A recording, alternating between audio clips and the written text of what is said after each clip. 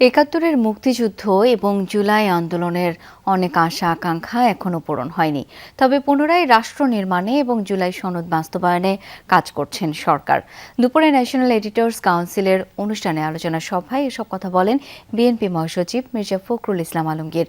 আরও বলেন, স্বল্প সময়ে ১৭ বছরের লুটপাট ও ধ্বংস মেরামত করা যায়নি, তবে পুনরায় রাষ্ট্র মেরামতের সুযোগ তৈরি হয়েছে। মন্তব্য করেন, স্বাক্ষরিত জুলাই সনদের কিছু বিষয় এড়িয়ে গিয়ে ভিন্নভাবে উপস্থাপন করা হচ্ছে। এ সময় বিরোধী দলকে সংবিধান সংশোধন কমিটিতে আসার আহ্বান জানান তিনি। বলেন, আলোচনার মাধ্যমে সমস্যাগুলোর সমাধান করা উচিত। দীর্ঘ 15-16 বছরের গণতন্ত্রকে পুনরুদ্ধার করার যুদ্ধ, ছাত্রদের সংগ্রাম, প্রাণ বিসর্জন, সবকিছু একটা নতুন একটা স্বপ্ন, নতুন একটা আশা তৈরি করেছিল। সেই আশা আকাঙ্ক্ষা আমাদের পরিপূর্ণভাবে চূর্ণ হয়ে গেছে সে কথা বলবো না। এই সুযোগ সৃষ্টি হয়েছে নতুন করে রাষ্ট্রকে নির্মাণের, এই সুযোগের সদ্ব্যবহারটা আমাদেরকে করতে হবে।